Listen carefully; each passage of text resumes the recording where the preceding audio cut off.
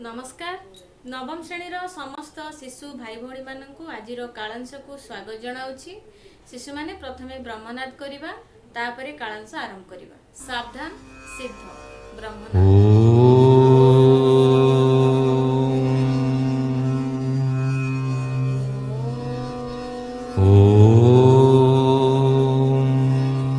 शांति स्वस्थ। तो पिला माने आजिर कालांश और गत कालांश मध्य आमर किछि दिन गैप रहिला कारण तुमर परीक्षा थिला। तेणु से परीक्षा दृष्टि मु तुमको रिविजन कालांश पठेइथिली।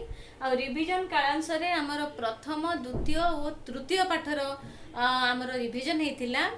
तो तृतीय पाठ कहले आमे बुझिबा जातिसंघ पाठ, किंतु आमर जो तुम रूस विप्लव पाठ अच्छी से रूस विप्लव पाठ शिक्षा विकास समिति आम कोर्स रु उठे देछि। सेटा केवल मेधा परीक्षा आसीबो, अर्धवार्षिक परीक्षा आसीबो नाही। तेणु आमे जातिसंघर केतिकी जे आमर रिविजन सरीथिला ना सभा और परिषद पर्यंत सरी जाइछि। तो परिषद रे आमे कोन देखिले ना मु कहिथिले सभा रे जातिसंघर समस्त सदस्यता लाभ करथिबा बेले जातिसंघर समस्त सदस्य राष्ट्र सभार सदस्य होइथिबा बेले परिषद रे मात्र 9टी राष्ट्र रहउथिले। 9टी कहले को माने ना England, France, USA, Italy, Japan एवं युक्तराष्ट्र अमेरिका बा USA United states of America केबे मध्य जातिसंघर स्थायी सदस्य रही नाही कारण सीनेट अनुमति देई नथिला। एतिकी मु कहिथिली। एवं अस्थायी सभ्य केते थिले 4 जन थिले एवं सेही अस्थायी सभ्य मानकर कार्यकाल केते वर्ष थिला कहिथिली 3 वर्ष थिला। तो ई सब हमें गत कालांश रे पढिथिले। तो आज हमें देखिबा जातिसंघर तृतीय गृह जार नाम होला सचिवालय। जातिसंघर सचिवालय कौन ना जदि प्रश्न पड़िबो जातिसंघर मुख्य कार्यालय काहाकू कुहा जाए, जातिसंघर मुख्य कार्यालय काहाकू कहंती ए सचिवालय को जातिसंघर मुख्य कार्यालय बोली कहंती। एवं सचिवालय केउठारे अवस्थित स्विट्जरलैंड रो जेनेभा शहर रे अवस्थित। स्विट्जरलैंड देशर जेनेभा शहर रे जातिसंघर सचिवालय अवस्थित थिला। बुझीगले। एवं सचिवालय मुख्य को कौन कौन जमी विद्यालय मुख्य किए प्रधान आचार्य से परी सचिवालय मुख्य को कौन कहती सचिवालय मुख्य को सेक्रेटरी जनरल बा मुख्य सचिव बोली मध्य कहती। सेक्रेटरी जनरल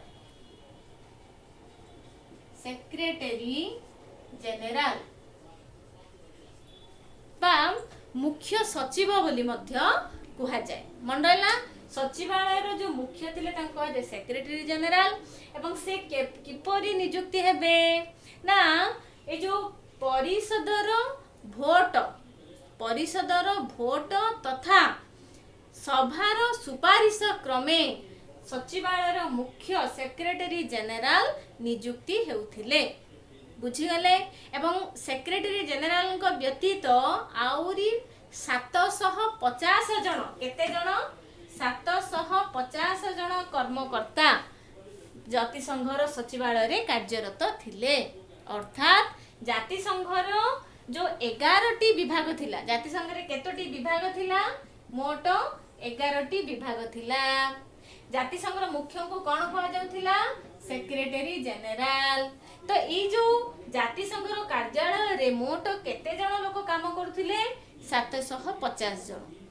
तो ये तुम प्रश्न आसीबो जो एमाने जो कार्य करुथिले एमाने केवल जातिसंघर सदस्यता लाभ करिथिबा राष्ट्र मानंकरु ही आसीबे ना विश्वर सबु राष्ट्र नियुक्ति हेकि आसुथिले।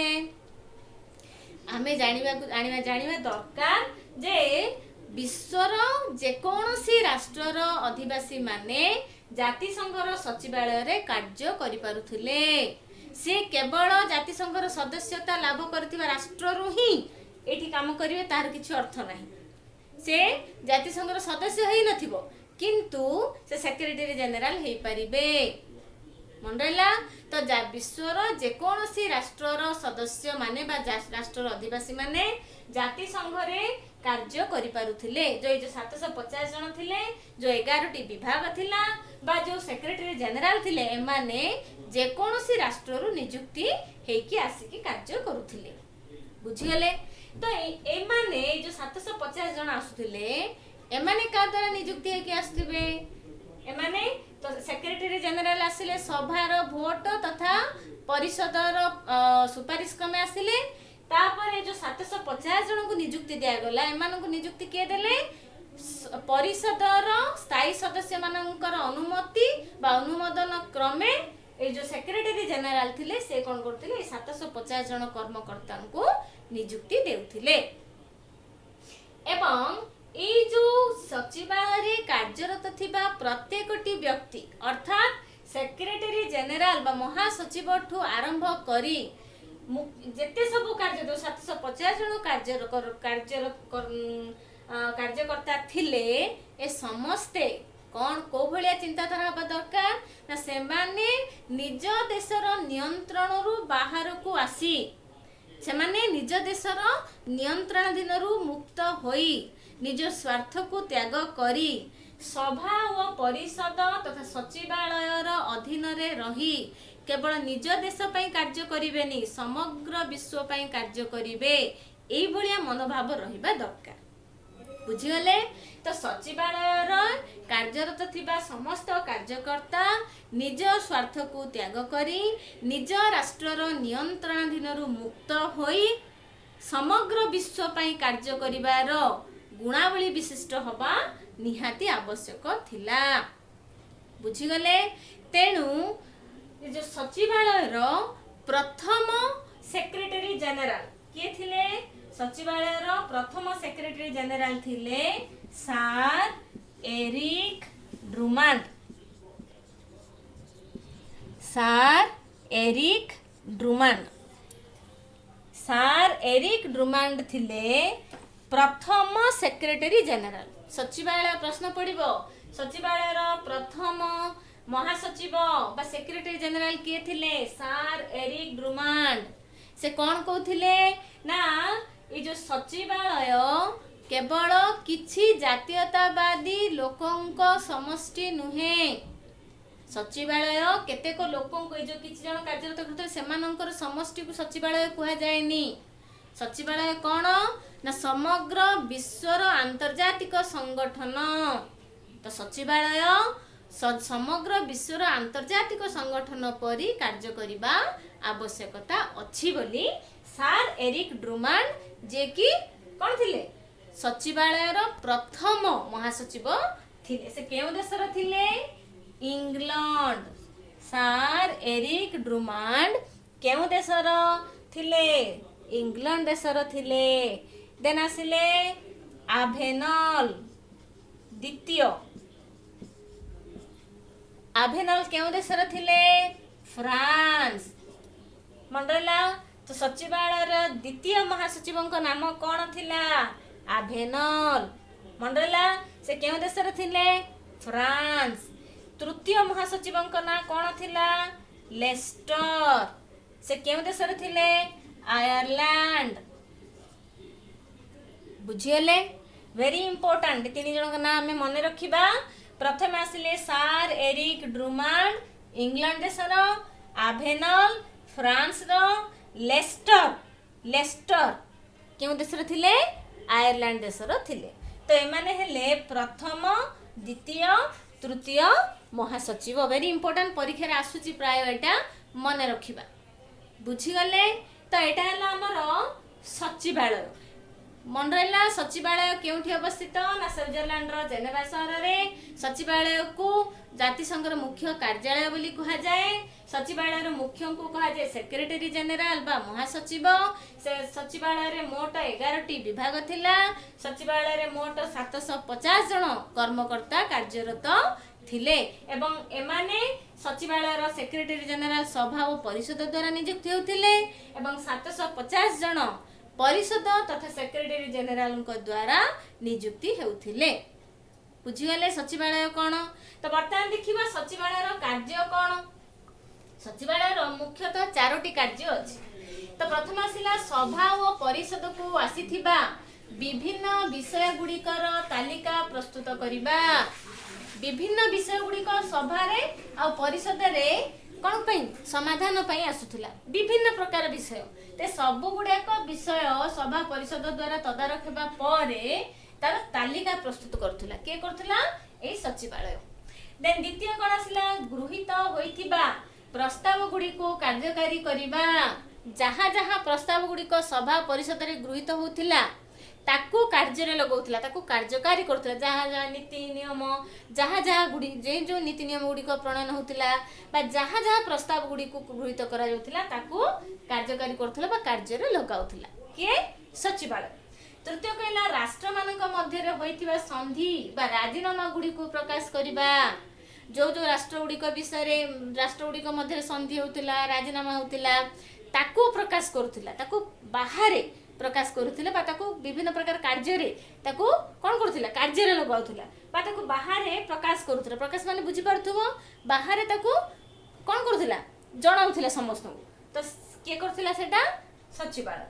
देन चतुर्थ रे आसिला जाति संघ रे उपजुथिबा विभिन्न विवाद गुड़िकर शांतिपूर्ण समाधान।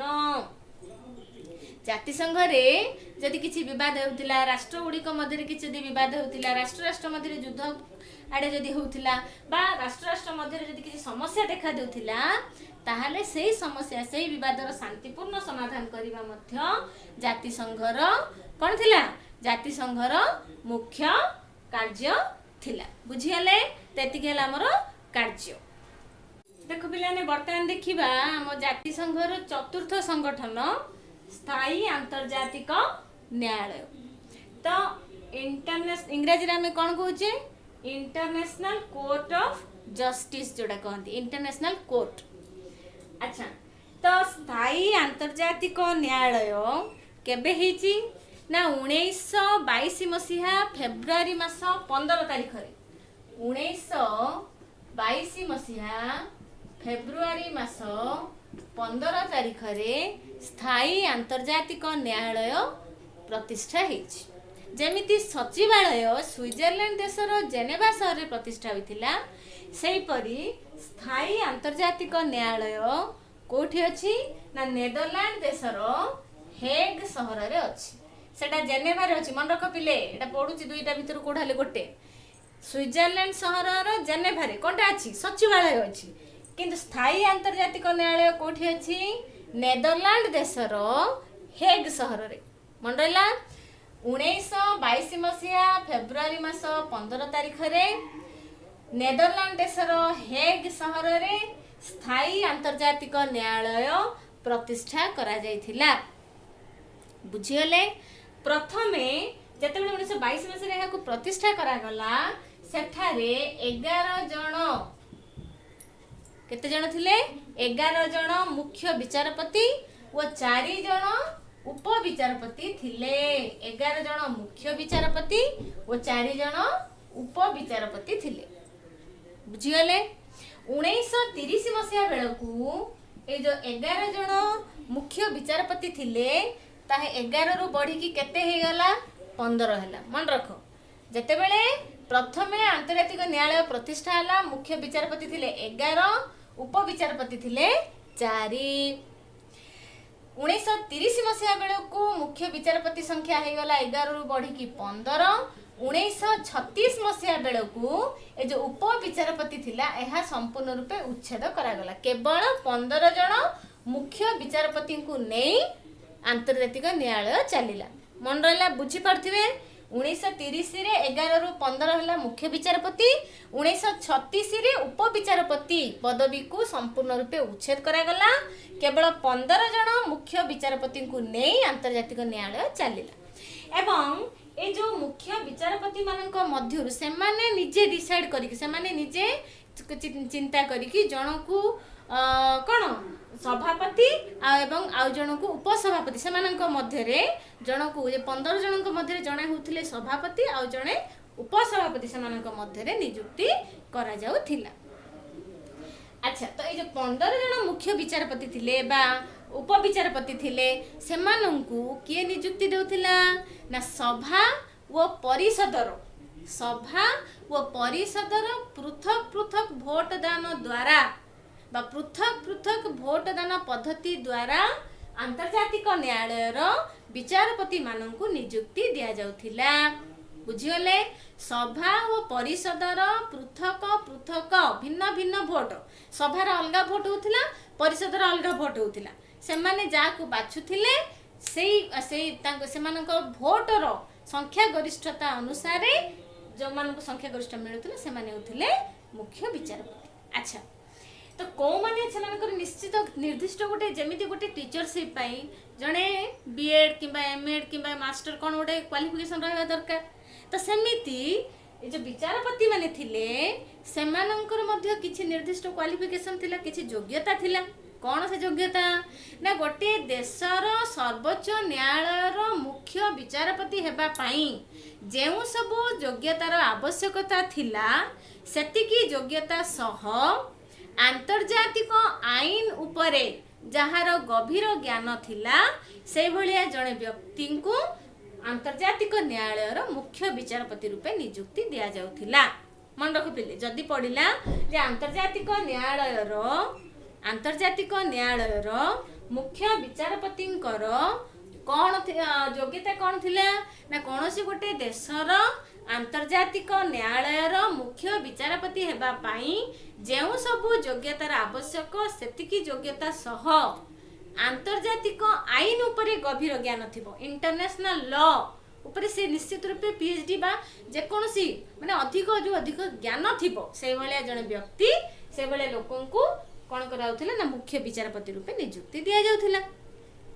तो विचार गोटे देशर विचारपतिर योग्यता कौन आम जाचे से कौन से भारत नागरिक होइथिबे से देशर नागरिक होइथिबे बा तांकर कौन 5 वर्षर विचारपतिर एक्सपीरियंस थिबो बा 10 वर्षर कौन वकील भाबे लॉयर भाबे सरकारी लॉयर भाबे वकील भाबे तांकर एक्सपीरियंस थिबो तो एई भलिया विभिन्न योग्यता गुड़िक अच्छी तो से योग्यता विशिष्ट तथा आंतर्जातिक आईन उपरे गभीर ज्ञान थिबा व्यक्ति माने आंतर्जातिक न्यायालयर मुख्य विचारपति हेतुले एवं मुख्य विचारपतिंकर कार्यकाल केते वर्ष थिला मुख्य विचारपतिंकर कार्यकाल थिला 9 वर्ष।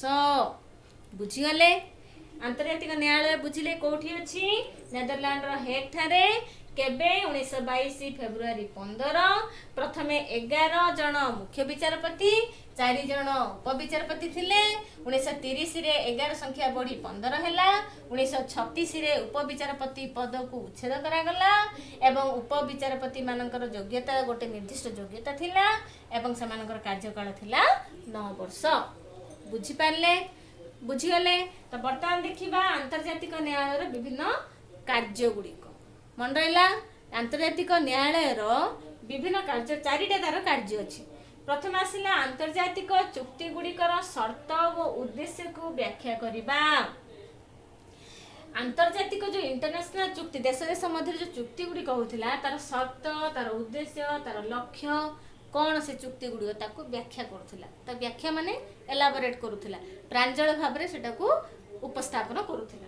द्वितीय आसिला राष्ट्र गुड़िक मध्य पारस्परिक कलह समय आईनगत परामर्श देबा जदि राष्ट्र राष्ट्र मध्य जदि किछि कलह किछि गंडगोल किछि युद्ध आड़कू गति करुथिला बा कि सेमानक मध्य समस्या देखा जाउथिला ताले आईनगत परामर्श माने किछि से मुख्य विचारपति तार शुणाणी करुथिले बा तार समाधान करुथिले परामर्श दउथिले लीगली।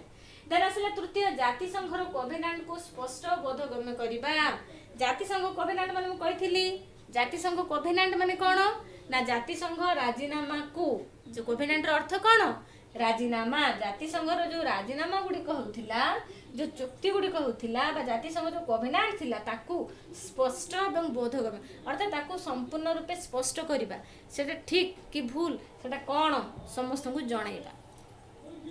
तेन चतुर्थ आसिला सभा व परिषद द्वारा प्रेरित कौनसी विवाद विषय उपरे उपदेशात्मक मत देबा अर्थात सभा परिषद द्वारा जदि किछि विषय गुड़िक आसिला विवाद देश मध्य विवाद होउची से केसटा गला न्यायालयକୁ बा ସେମାନଙ୍କ ମଧ୍ୟରେ କିଛି କ'ଣ ସଂଘର୍ଷ ବା କିଛି କଳହ ଦେଖାଯାଉଛି ସେ କେସ୍ଟା ଗଲା ନ୍ୟାୟାଳୟକୁ ତା ଉପରେ ମଧ୍ୟ ଦେଖ ଯଦି କୌଣସି ବିବାଦର ସମାଧାନ କରିବାର ଅଛି ତାହେଲେ ନ୍ୟାୟାଳୟ କ'ଣ କରେ ତାକୁ ଉପଦେଶାତ୍ମକ ମତ ଦେବା। ତ ଏତିକି ହେଲା ସ୍ଥାୟୀ ଆନ୍ତର୍ଜାତିକ ନ୍ୟାୟାଳୟର ବିଭିନ୍ନ କାର୍ଯ୍ୟ ଗୁଡ଼ିକ।